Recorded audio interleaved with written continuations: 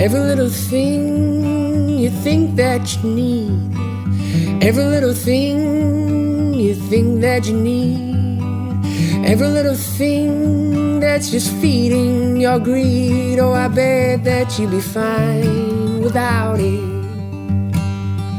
You're listening to the Minimalist Podcast with Joshua Fields Milburn and TK Coleman, recorded live at Irving Studios in sunny California. Yes, thank you, Alabama. Hello, everybody. Today in the studio, we're joined by Arthur Brooks, who is a professor at Harvard Business School, where he teaches courses on the science of happiness. His new book, which he co-authored with Oprah Winfrey, is called Build the Life You Want, the Art and Science of Getting Happier. Coming up on this free public minimal episode, a caller has a question about dealing with the intense dissatisfaction he feels as he struggles to let go. And then we've got a lightning round question about what's preventing you from being happy. That's followed by our Right Here, Right Now segment and a listener tip. You can check out the full Maximal edition of episode 457. That's the full 2-hour episode where we answer twice as many questions and we dive deep into several simple living segments. That private podcast is out right now at patreon.com/theminimalists. Your support keeps our podcast 100% advertisement free because sing along at home, y'all. Advertisements suck. Our first question today is from Anonymous Divorced Dude. Hey, Minimalists.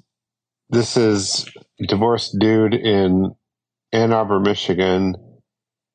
So 1.5 years after divorce, 1 year after moving into a new house with my boys, I'm struggling to let go, struggling to live in my new reality, trying to hold on to the way things used to be and what I used to have. But the reality is my new house is too small to hold on to everything. How do I take steps towards embracing the life I have now and keep and curate things that fit into this new reality? It's really hard to accept. It's hard to start the new chapter completely. Thank you. Arthur Brooks, I thought this was a great question to start with because there are several sort of implicit questions within the question. How do I deal with this intense dissatisfaction that I feel? I mean, you can hear this dissatisfaction in his voice, a grief, a sadness. There's also an identity here. He called in as Divorced Dude. Yeah. Now, obviously, that can be tongue-in-cheek, but also there it says something about him. So maybe we start, because in your new book, you talk about how unhappiness is not the absence of happiness, and happiness is not the absence of unhappiness, although I hear a lot of discontent with this caller. Where do we start? So this is really a time travel problem that I'm hearing. I'm hearing from Divorced Dude. The human brain is we are the only species that's capable of traveling through time. No other animal that we're aware of can actually imagine future and past states and live in them in the present. And that's one of the reasons we're such an incredibly successful species. You can rehearse things in the future, make mistakes, come back to the present and not do them. You can go back to the past, experience things that happen, think of an alternative reality, come back up another branch and say, it would have been better. And in so doing, learn from your past mistakes. That's why regret is so unbelievably important. The problem is when you get stuck back there. The problem is when your time travel gets you stuck in an alternative reality that's not right now. There's 3 time periods that we work in as human beings. There is the mindful present, there's a prospective future, and the retrospective past. All of us have a tendency to spend more time than others in one of these, and to a certain extent, it can become maladaptive. A lot of people that I work with, young people at the Harvard Business School, they're thinking 80% of the time about the future, and they're literally missing their lives. They're literally not living right now. And I have to tell them that to become a little bit more minimalist, they have to leave the future alone. They need to give up the future a little bit. Not completely. You don't want them to, not think about anything in the future, make stupid mistakes. But what I'm hearing in Divorced Dude is that he's living too much in the past. And that's the thing he actually needs to give up. So how do you do it?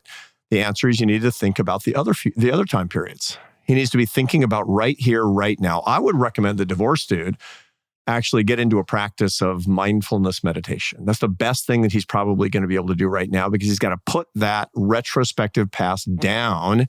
And the way to do it is to be here now is what it comes from. I would recommend that he actually enroll himself in a course in mindfulness meditation, get some training in that. And he might just find that all the stuff that he's hanging on to in the past might seem a little less important once he gets a little bit more disciplined about that.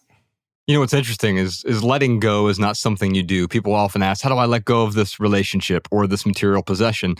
Letting go is something you stop doing. You stop clinging to whatever that is, and then you're able to drop it. And it sounds to me like what you're talking about here with Divorce Dude is letting go of the regret. The regret can be really useful, but it can also get in the way when you're clinging to it. Is that what you're saying? Yeah. And basically, there's one thing to say, stop doing something. It's something else to say, crowd that thing out. When there's a trouble in your relationship, a lot of the time, if you're having quarrels with your spouse, a lot of the time, stop fighting is usually not the right thing to do. Start loving is the right thing to do. You want to crowd out something that's counterproductive with something that's productive. Yeah. That's a much better strategy for life, is crowding things out with something that's beautiful and good. Don't worry about all your regret. Don't worry about the fact that all these things happen that are holding you down. Do something that makes you too busy to be living the retrospective past. And that's why I recommend doing something that makes you here now. It also helps, by the way, to have more things to look forward to be thinking more about all the beautiful future you want to have with your kids going forward, and thinking about all the good things that can actually happen, and setting things in your own future that you're really excited about. That will help crowd out the retrospective past a little bit more as well. As the saying goes, do not be overcome by evil, but overcome evil with good. Exactly right. That's the crowd out philosophy from St. Paul himself. I love that. I got my scapular man in here today. So we got to go back to this nickname. I'm not going to spend too much time on it, but I think about this time when I was going to like a FedEx to deliver a package, and there were a bunch of people in there. And I walked in and I saw this one guy, and I said, "What's up, brother?" And he says, "Hey, another day, another dollar." And then someone else said, "Another day, another dime." And then someone else says, "Oh man, another day, another nickel." And then another person said, "A fake nickel." And then we all laughed. And I said, "Wait a minute. We went all the way from $1, which isn't a lot of money, to a fake form of currency. Can we joke about being rich?" And then we laughed about that. It's okay to joke and say self-defeating, negative things as a joke. But if we're joking, why not joke to our own benefit? So I'm not going to call you Divorce Dude. I'm going to call you Moving On Man. And that's how I'm going to address you. Because if we're not taking it seriously, then that means we have the freedom to play the game in a way that's empowering, right? One thing I would say about letting go of the past is sometimes we have a hard time letting go of things because we have unfinished business in relation to those things. And one of the best ways to help yourself let go of a past relationship or a past situation is to give yourself permission to say goodbye in a way that accords with your own values. And I think that's a huge part of grieving. Giving yourself the space to grieve isn't just about saying it's okay to cry or it's okay to be sad. It's about looking at it, looking at that thing that you're letting go of and taking some time to sit with it for a moment and say, here's what it meant to me. Here's how it shaped me. Here's how it made me better. Here's how it taught me. Here's what I honestly regret. I'm not going to run from it in the name of getting on with my life and getting the work done. I'm going to just spend a minute here and just be honest with myself. And for the first time, say a few things like, I wish I had been a little bit more honest in this direction. I wish that I had been a little bit more hardworking in that direction. And although I can't do anything about that now, I can build on that in my future by making sure that in my next relationship, that I'm more of the man that I want to be. So thank you for these things. Lesson learned from these things. All right, I can say goodbye. Imagine if when we lost loved ones to death, we had to just move on without getting to have a funeral. That'd be a tragedy. You want the funeral. You want the ceremony. You want the ritual. You want the opportunity to look at what you're letting go and to tell a story about what it meant to you and connect with other people about it. And then you can let it go. So maybe you're having such a hard time moving on because there's some unfinished business you have with what you're trying to let go of. Since we're talking about the science of happiness today, I thought we'd step back for a moment because he said one thing that really stood to me in this question. Moving On Man said something fascinating. He said, "My new house is too small to hold on to everything." And I would just flip that around and say your life is too big to hold on Yeah. to everything. Oh my. What happens when we try to hold on to everything? Well, you can't do the things you need to do. Look, you're too busy to be worrying about a lot of this stuff. It's interesting because there's a big science of grief. There's a big science of it. And the neuroscience of grief is interesting because there's a neurological basis for the grief that we feel. There's a part of your brain that's exactly designed for you to feel sadness. Sadness is evolved. It's an evolved trait. You need sadness because it makes you averse to losing the people and things that you love. And if you didn't have that, then you'd be, immediately divorced, fired, and friendless, and you'd be walking across the savannah and pretty soon eaten by a tiger. No good 250,000 years ago and no fun today, at very least. You'd be unsuccessful. So you have a part of your brain that's developed called the dorsal anterior cingulate cortex, and it's literally dedicated to feeling mental pain. You feel mental pain, and you feel especially sadness in terms of grief when you're separated from somebody. Now, in 90% of the cases, understanding your grief, trying to make sense of your grief is the right way for you to move beyond it. But in about 10% of the cases, it becomes chronic, and you actually can't turn off that dorsal anterior cingulate cortex. And that's when you need to crowd out your grief. You need to crowd out your grief by doing a new thing. You need a house that, it's too small for the grief, but you're trying to put too much stuff in it, and that's where you're going to throw the other stuff away. That's what it comes. You've got new stuff that you're going to put in its place, and that's a good thing. That with respect to your mindfulness and your future, et cetera, et cetera. And so that's what I talk with a lot of people about when they're feeling this pain. One side note, by the way, there's a great new body of research out there that talks about the way that you can treat the dorsal anterior cingulate cortex pharmaceutically. Okay, I'm not going to, that's getting a little scary here, but this turns out to be pretty non-controversial. For the longest time, neuroscientists and in the medical profession, we're baffled about the way that acetaminophen, Tylenol, works. Everybody knows how Advil works. It lowers inflammation. So it affects the way that you react with your nerve endings. But acetaminophen doesn't do that. We didn't know what it was. Turns out it affects the dorsal anterior cingulate cortex, which you have a lot of mental pain when you have physical pain. And so you don't feel less pain. You just care less about the pain. Oh, wait a minute. Yeah. That's how it works. Tylenol works not because you feel less pain, but because you care less about the pain. Wow. Now, the new experiments ask, okay, well, if I'm having that mental pain in the same part of my brain, what if I take Tylenol when I'm feeling grief? And the answer is you lower your grief. Wow. Be careful because Tylenol's hard on your liver. If you drink alcohol, you can't take Tylenol. Don't take more than what it says on the side of the bottle. But there's some of the experiments show that, people who've had a really, really bad breakup, if they take a course of Tylenol for 3 weeks, they're usually about a third less brokenhearted than the people who didn't take the Tylenol. Fascinating. I'm going to start taking Tylenol when I have after meetings with Josh. How dare you? Just put my bottle on the table. I know, it's like news you can use. I recommend actually more minimalist solutions to the problems, but with a little bit of pharmaceutical aid, it might not hurt. TK, any last words for the caller? No, just a question for you, Doctor. When Josh makes fun of Michael Jordan and the Bulls, will Tylenol help me care less about his hatred? I don't think anything will help him care less about Michael Jordan. If it's chronic pain, I'm not sure. When it keeps getting, when Joshua keeps picking off the scab, I don't know what to say. So, moving on, man, hang in there. That's all I got to say. Yeah. Hey, speaking of help. And hanging in there. One thing we're doing with TK is actually getting ready to launch right now is something called clutter counseling.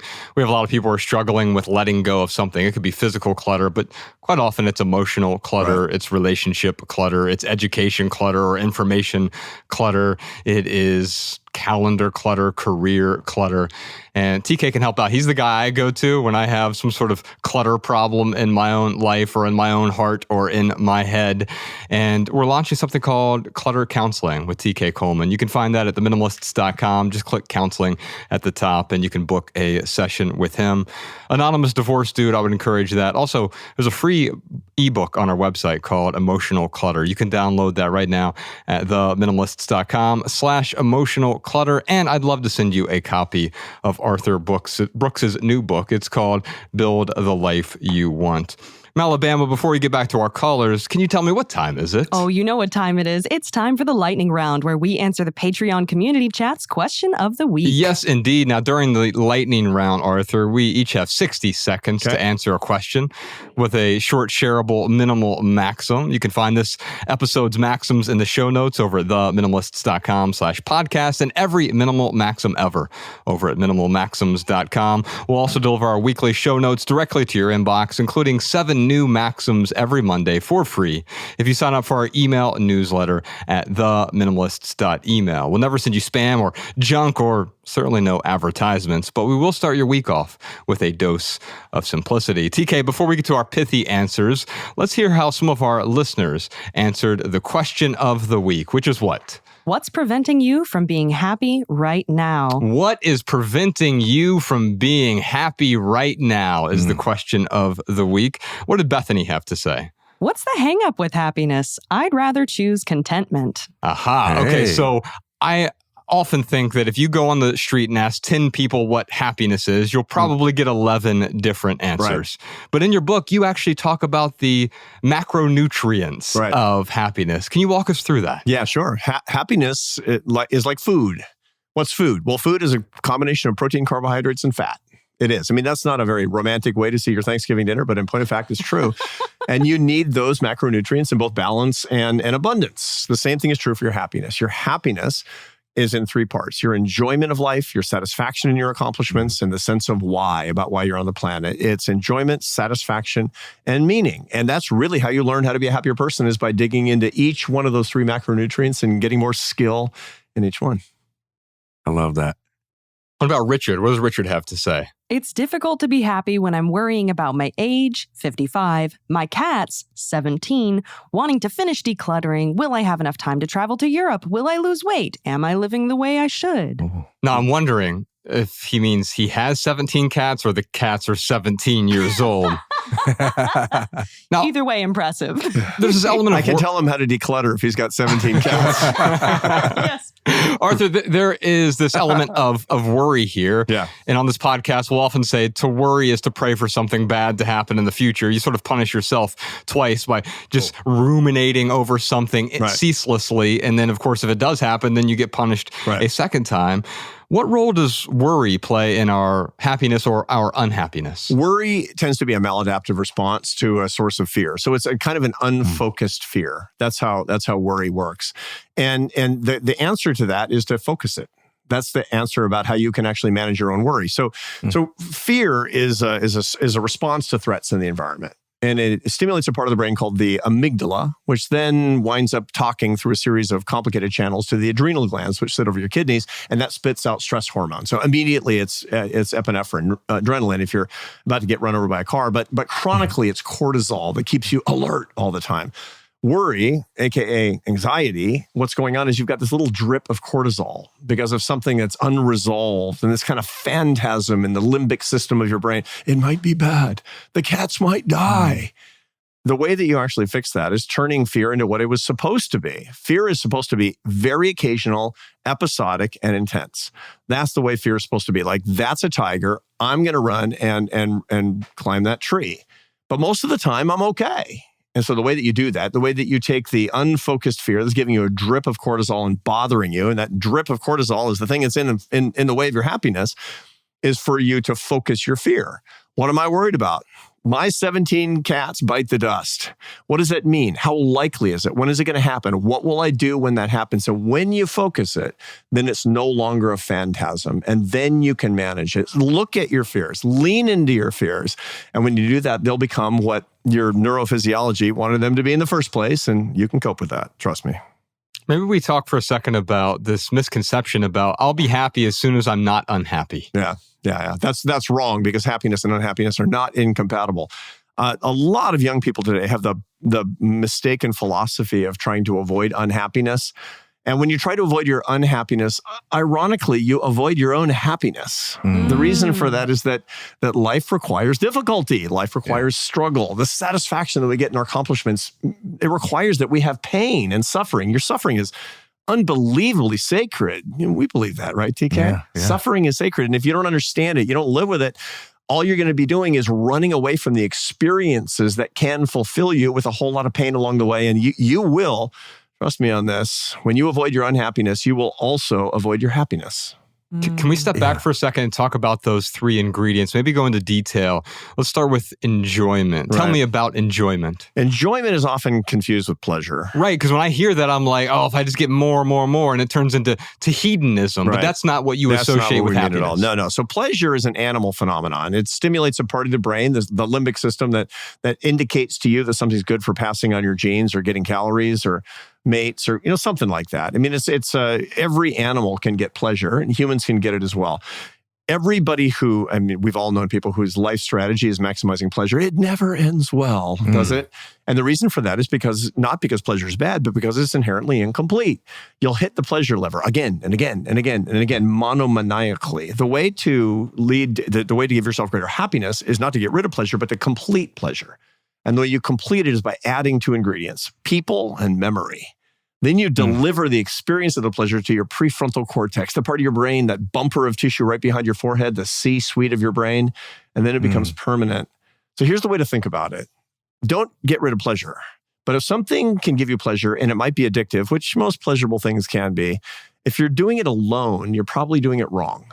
And again, there's certain things that are not addictive, like walking in the woods or saying your prayers, and they're pleasurable. Okay. But anything you're doing, from gambling to particular other activities that can be monomaniacal to drugs and alcohol, if you're doing it alone, there's a problem. You're stopping too early. Add people and memory. Then it'll become a source of enjoyment, and that'll add your happiness. What about satisfaction? You wrote an essay about how to be satisfied. We actually read it on this podcast years ago. Oh, nice. And really enjoyed that. But maybe you could break down satisfaction for us. Satisfaction has a super strong minimalist element to it. It's so incredibly important. And it starts with a definition. Satisfaction is the joy you get after struggle.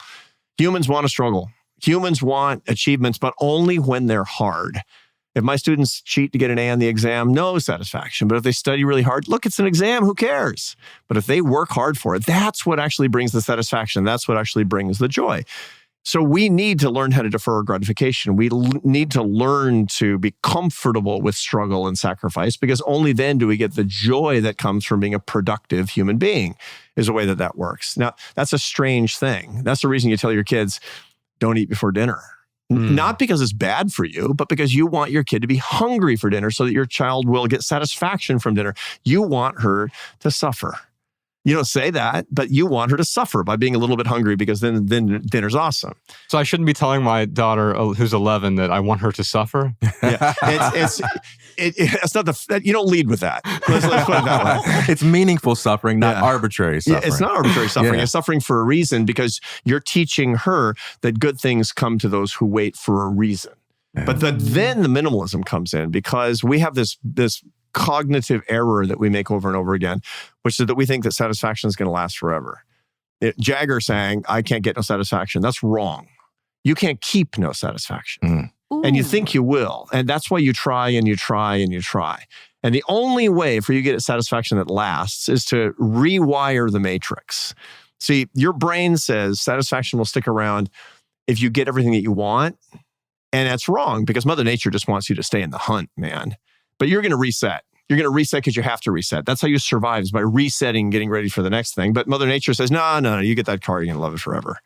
And if you don't love it forever, it means you needed another car, and you get on this treadmill, right? So the way to hack that matrix is to remember that your real satisfaction is your haves divided by your wants. So you can work on the numerator all day long, but that's inefficient and very impermanent. But if you start working on the denominator, you don't need to have more. You need to want less. Yes. That's not have less. That's want less. And once you start working on that denominator, once you go from your bucket list to your reverse bucket list, once you start going from adding brush strokes to your canvas to chipping away the jade to find the beautiful statue within, by less inflamed desires and thinking about your desires, like, I want to want less. Then holy moly, then your satisfaction starts to grow and it keeps sticking around, and life really changes. This is really fascinating, because we often talk about things like needing less, depending on others less, but that often leads to the same game of trying to accumulate more so that you depend on other people less, or you need them less. But wanting less, meaning that there are a number of things that I want that give me joy, and I'm going to make a spiritual practice of the art of reducing that number. Right. That's offering up your wants. Give me an Offering example them of up. how that might look like. So how that might look. So there's practical ways to do it, and there's lots of metaphors for kind of how that works. But think about what your desires are, what your cravings and desires actually are. We inflame those things. We empower those things constantly. That's how the bucket list works, right? I mean, we're taught to become more motivated by feeding our desires and cravings. You empty the bucket list and you write them down on a piece of paper on your birthday, and you say, I'm going to have this, and here's what it's going to feel like. I'm going to consume that, and here's how I'm going to feel about myself. I'm going to meet that person. I'm going to be so awesome. And kind of makes you feel like a loser, but it motivates you to be more ambitious. I have a reverse bucket list where on my birthday, I got cravings and desires just like anybody else. I'm an older guy now. I'm 60 years old, but I'm telling you, it doesn't go away because I'm still a human being. And I put my cravings and desires and I list them and then I cross them out one by one. Not because I don't have them, but because I will not be managed by them. The way that I manage by my wants is by saying, that will not manage me. I've delivered the craving to my prefrontal cortex, where I'm, as we say in my business, metacognitively managing my limbic system. And it's amazing. It sets you free. Of course you have these desires. You're a human being. You're an organism. You're built with these things, but they don't have to manage you. No. And if you use techniques like this, you are managing your wants. You will want less. What I'm hearing from you is that it is possible to get everything that you ever wanted, but still be miserable because the wants continue to pile on. You'll never get ahead of your wants. You'll never get ahead of your wants. If you don't manage your wants, they will run out ahead of you. They will sprawl like the suburbs of Atlanta. Go Hawks. They will never stop. You'll be in Tennessee, still driving and trying to find the end of your wants. You never will. So we talked about these first two ingredients here. You've got the enjoyment, you have satisfaction. It seems to me that most mammals also experience enjoyment and satisfaction, but there is this other ingredient, purpose, that maybe makes us uniquely human. Yeah, meaning, this is the big one. And, when I'm looking at the data on the explosion of anxiety and depression, especially among late adolescents and young adults, it has everything to do with the lack of meaning. And there's a whole big new neuroscience literature about why people feel less meaning, why people have less of a sense of meaning. And the number one reason is they're not looking. I have data that go back all the way to the 1960s and asks college students, this is UCLA data, what is your job in college? What are you trying to achieve in college? 89% said the number one thing was finding my sense of meaning in life in 1965. Today, it's under 50%. People are just looking for life's meaning less. Now, why? Because they're distracted. Literally, they're working on the wrong side of their brains. The right hemisphere of your brain is where you actually you look for and find the essence of meaning of your life. We are distracted systematically by the technocracy that's cluttered up our lives that literally moves us to the left hemispheres of our brain. The right side of your brain is dedicated to the big questions, the why questions, the meaning questions. The left side of your brain governs the what questions, the distraction questions, the tech questions, the stuff questions. Modern world is pushing us all into the left side of our brains, and we don't know how to get back over to the other side. And so we're not looking for questions of meaning, and that's why we're depressed. Because without meaning, you're not going to be happy. So one of the tactics that many people have used to try to get people to maybe spend a little less time on the cell phones or on the devices is to say, hey, think about meaning. Right. But you're saying, no, it's the opposite problem. They can't think about meaning because they're addicted to these or because we are addicted to these things. So how do you get out of that catch-22? Well, to begin with, you should listen to the Minimalist podcast and start doing the things that the guys say on the show, which is to clutter it up less so that you can get over to the right side of the brain. You're not going to get there as long as you're looking at your device all day long. You're just not, because you're going to be stuck literally in the wrong hemisphere of your brain, in the complicated questions as opposed to the complex questions. The right side is complex, which is to say simple to understand, impossible to solve. Give me a complicated question and then give me a complex one. Complicated question is, how do you design a jet engine? With enough horsepower, you can dominate that and it doesn't change and it's solved forever. A complex question is, how do I fall in love? How do I win a war? Good. How do I win a football game? I understand falling in love. I get it, but I don't know how to do it. How do I win a war? I get it. We win, they lose. They run away. How do I do it? I don't know. It's very complicated. It's very messy. Wow. What does it mean to be in love? I get it. How do I do it? And so a dating app is complicated. A relationship is complex. Your toaster is complicated. Your cat is complex. That's why you love the cat and not the toaster. Something that Josh and I talk about a lot is how you get this sense that when you go on social media, that everyone's following a certain kind of script with the questions they ask and the topics they debate.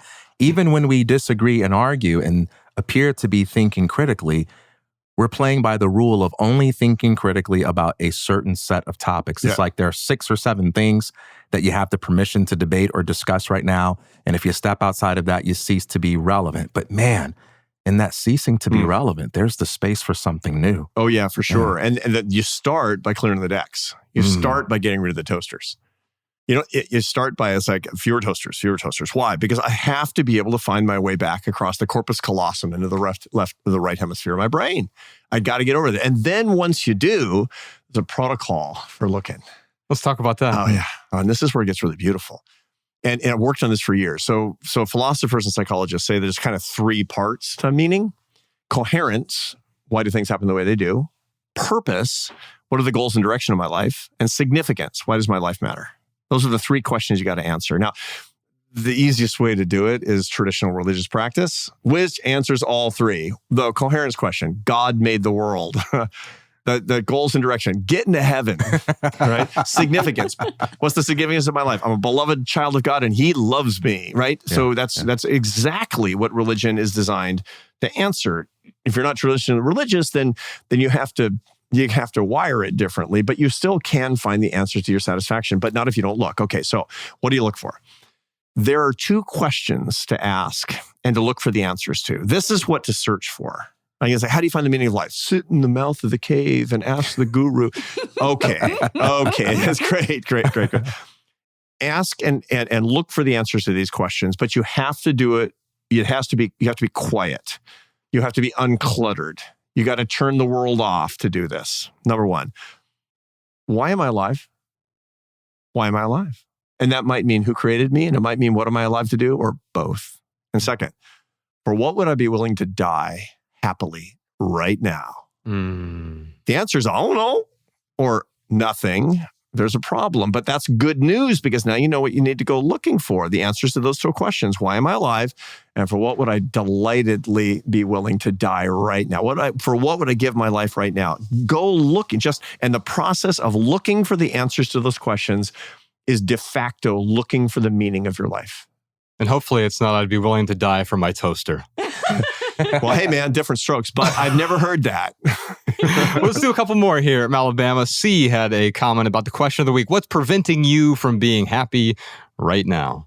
I'd like to say that I am happy most of the time, but every now and then I think about how divided the country is and how everyone is so reactive about things, and it makes me sad. I wish everyone could lighten up and laugh more. Well, as Arthur's already talked about, sadness is natural, but quite often we outsource our happiness, or at least attempt to. I'm going to hand you the keys to my heart, and now you get to decide whether or not I'm happy or sad. But really, it's me, ultimately, who's deciding my reaction. You talk about in the book choosing a different emotion. Can you elaborate on that? Absolutely. I mean, we think that our emotions are given to us as the only appropriate response to an aversive situation. And in point of fact, there's a lot that we could do. There's a lot. When you're feeling sad, a perfectly appropriate emotion many times is humor. A guy I pal around with is Rainn Wilson. You've heard of him. He was the Dwight in The Office. And I asked him one time, why are so many of you guys, you comedians, why are you so depressed? And he's like, is there something about comedy that makes you depressed? He said, no, you got it backwards. He said, it's sadness that makes you into a comedian. Because you learn when you're a little kid, if you're kind of naturally funny, that when you're feeling this overwhelming sadness and you make a joke, you feel better and everybody else laughs and they feel better too. That's a substitute emotion. That's basically the way that works, and that's important. We can do a lot of that, by the way. There's a ton that we can do. Here's a substitute way that you can deal with the division in the world. Like, I hear this constantly. I sit on a college campus, man. I see polarization. I see cancellation. I see trouble all the time. That's an opportunity if you take it. How? Matthew 5:44, TK. Love your enemies. Pray for those who persecute you. Now, what does that mean? That doesn't mean, oh, you're such a strong moral person. No. I don't care if you're not religious at all. When you see hatred and polarization, that's your opportunity to go running toward it in a spirit of love because you decided to do that. That's a substitute emotion that will change your life and maybe somebody else's as well. And that's a conscious decision. Totally. I can't just say, oh, you know what? I feel anger toward this person. Let me just pick up some joy. Yeah. No. Love is not a feeling. Love is a decision.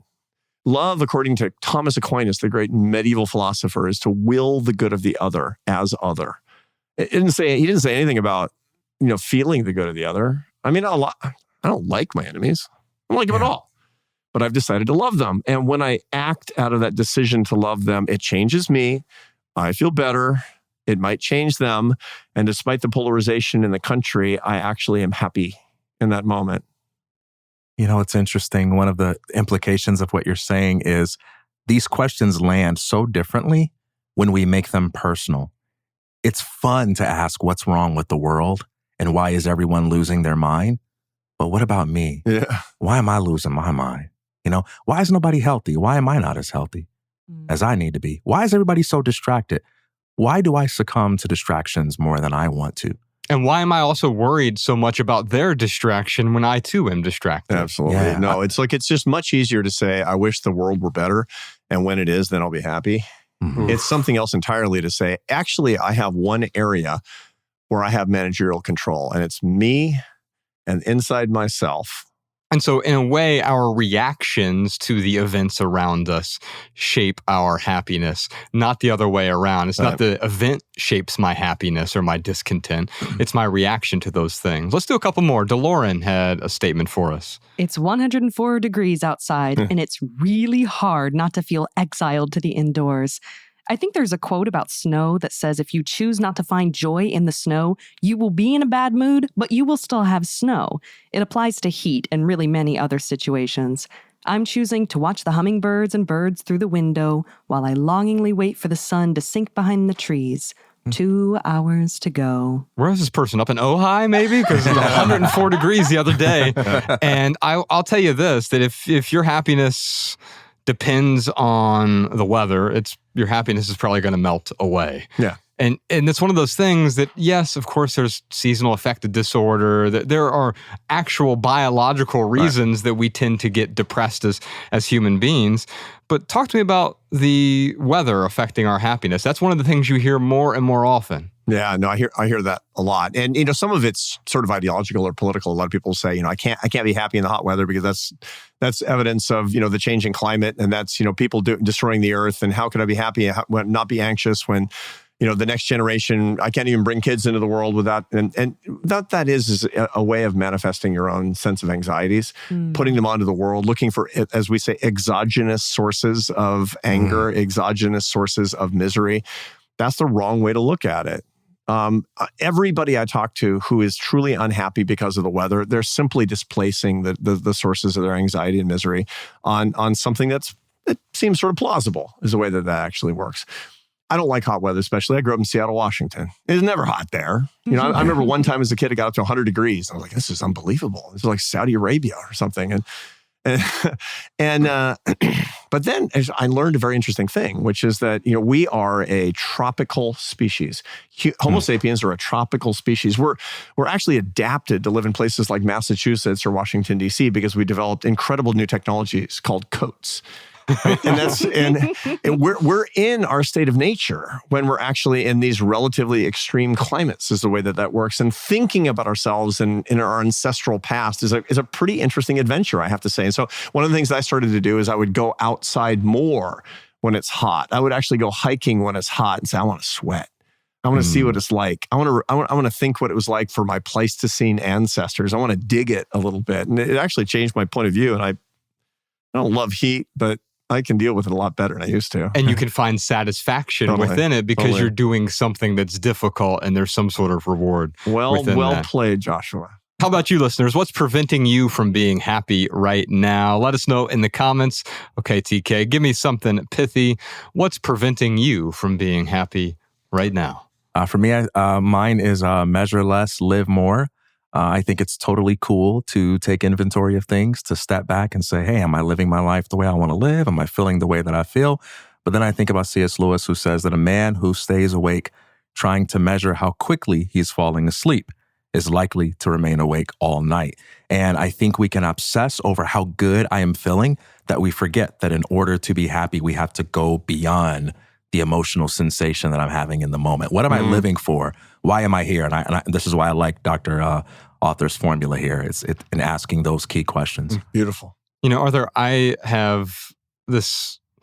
have a contentious relationship with expectations because we all have expectations at some point, but I also realize that every disappointment in my life is a byproduct of my expectations. Right. Can you talk about the role of expectations in our unhappiness? Yeah, well, we set up the future because we're looking into the future a lot, and we build a kind of a complicated edifice going forward about the way things are supposed to turn out, and we forget that there's a whole lot of variability in the way things that can actually happen. And so why? Because this is the way the human brain is wired. You build this castle in the sky. It's supposed to look a particular way. Things are supposed to happen with great certitude. And when they don't, it can be pretty disappointing that way. But to remember that the future is not a complicated formula that you've put together. It's complex, using the terms that we talked about a minute ago. I'll give you an example of this. How to think about our own lives in a real life example. So from public policy, as a matter of fact, during the first Gulf War in 1990, President George H.W. Bush, he was trying to figure out whether or not to go into Iraq. And all the Joint Chiefs of Staff ran all these very complicated projections of the future using the most sophisticated technology to simulate what would happen. And they said, don't do it. It's going to be 20 to 30,000 American dead soldiers. He's like, oh, that's bad. But he thought, I don't know, it doesn't sound right. So he made the order all by himself to do this, and 219 casualties on the American side, not 20 to 30,000. What happened? The answer is that they were projecting using complicated computer simulations of the Gulf War, calibrating those simulations using Vietnam War data. And what they got wrong was that they were simulating the idea that when the enemy was actually under fire, that they would fight to the last man like the Viet Cong had. And it turns out that the Iraqi military was so completely disheartened that they were literally surrendering to unarmed drones.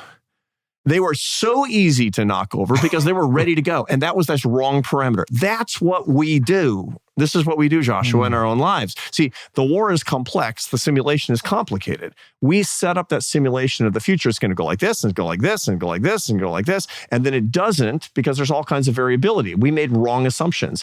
And then when those things don't happen the way that we projected, it's like, that sucks. That sucks. It can't happen the way that we project. We're just doing the best that we can. So you say, okay, here's my best case. Here's my best guess. Now I'm going to let the future happen the way it's supposed to happen. I'm going to let go. And that's the thing with expectations. You can have a guess about something, but clinging to that expectation is actually what makes me disappointed. This is an important minimalist concept. It is not letting go of the past, but letting go of the future. Ooh. Ooh. Yes. So letting go of the future. In fact, the next segment we have is called Right Here, Right Now. It's about something that's going on in the life of the minimalists. And we talk about living right here, right now. And what does that mean? Yeah, occasionally we're going to glance in the rear view. We'll look at the past. Occasionally we'll look at off to the distance, the horizon, and see the future. But if we do that too much, we forsake what's going on right here in front of us. So we got a bunch more callers I'd like to get to. But first, real quick, for Right Here, Right Now, here's one thing that's going on in the life of the minimalist. A new month is right around the corner, which means it's time to uncover your pre-existing happiness. The enjoyment and purpose that is hiding beneath all of that clutter. You can play our 30-day minimalism game for free. You can download the free calendar over theminimalists.com/game. You can see how to play. Basically, it's about what you're talking about. You partner up with someone because decluttering is boring. It's hard to find a lot of purpose in getting rid of the excess shoes or jeans or furniture that's in your home. But what you can do is partner up with someone, make it a little bit more fun. And so we started the 30-day minimalism game. We've had tens of thousands of people let go. Most people don't know where to start, so it's just start anywhere. Day one, you get rid of one item. Oh, nice. Second day of the month, 2 items. Third day of the month, 3 items. You start to build that muscle. You get that momentum that you need. And by the 15th day of the month, you're like, oh, crap. I have to get rid of 15 things a day. And then tomorrow I have to get rid of 16 things. And it becomes gradually more difficult. At the beginning of the month, you partner up with someone, you bet whatever you want. $1, a nice home-cooked meal, tickets to a game, concert, whatever.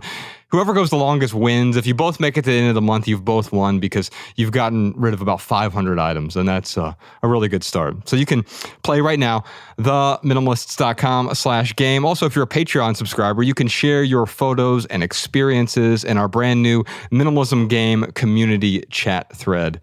All right, Malabama, what else you got for us? Here's a minimalist insight from one of our listeners. Hi, Minimalists. This is Claudia in Santa Barbara, Patreon subscriber and very long-time listener to the podcast. I wanted to share with you my listener tip that I like to call the Thrift Store Challenge. I use this tip on myself and friends, family, or whoever I'm working with to declutter. I take whatever stuff that we are dealing with and I will lay it out on a nice uncluttered surface like a dining table or kitchen counters. And then I have the person or myself pretend that we are in a thrift store and the items there are for sale. And it's also a great time to explain the sunk cost fallacy and the endowment effect, because people seem to always think that their stuff is worth more than it actually is. Being a lifetime thrifter, I am very aware of actual resale prices. So that is a good thing to be able to throw out there. Anyway, normally everything ends up going straight to the thrift store. If they haven't chosen the item as something that they would actually purchase, then it's no longer a keeper and goes right into a box and straight to the thrift store. So that has worked great for me, and I hope it will help someone else. I wanted to say that you guys got me through the very hardest years of my life, and I am so very grateful to you for that. Thank you. Bye. Claudia, thank you so much for that thrifty comment. For anyone else who has a listener tip or insight about this episode or any other episode, leave a comment on Patreon or YouTube, or better yet, send a voice memo to podcast@theminimalists.com so we can feature your voice on the show. All right, that's the first 35% of episode 457. We'll see you on Patreon for the full Maximal Edition with Arthur Brooks, which includes answers to a bunch more questions. Questions like, is my anxiety caused by having too much or too little? How is my obsession with being right, my self-righteousness, how is that making me unhappy? Why is it harder to be intentional in America's culture of overconsumption? Plus a million more questions and simple living segments over on the Minimalist Private Podcast. We also have an outstanding home tour for one of our listeners this week over on Patreon. Just visit patreon.com/theminimalist or click the link down in the description to subscribe and get your personal link so that our weekly Maximal episodes play in your favorite podcast app. You also gain access to all of our podcast archives all the way back to episode 001. By the way, Patreon is now offering free trials, so if you'd like to test drive our private podcast, you can join for 7 days for free. Big thanks to Arthur Brooks for joining us today. Check out his new book. It's called Build the Life You Want. You can also check out his website, arthurbrooks.com, and his column at The Atlantic. We'll put a link to all of that in the show notes. And that is our minimal episode for today. Big thanks to Earthing Studios for the recording space. On behalf of Ryan Nicodemus, TK Coleman, Malabama, Post-Production Peter, Spire Jeff, and Spire Dave, AB Yin Z. We got Savvy D over here. Oh, Beulah is in the studio today. Yeah. She designed this beautiful studio space. We'll put a link to her as well if you want to follow her on Instagram. You're still on Instagram. Yeah, it's just @Beulah. We'll put a link to that in the show She's notes. the only one with a real name. Yeah. Just like Madonna, though. It's just @Beulah, right? Anyway, if you leave here with just one message, by the way, my name is Joshua Fields Milburn. If you leave here with just one message, let it be this: love people and use things. Because the opposite certainly won't make you happy. Much love, y'all. Thanks for listening. We'll see you next time. Peace. Every little thing you think that you need, every little thing you think that you need, every little thing that's just feeding your greed. Oh, I bet that you'd be fine without it.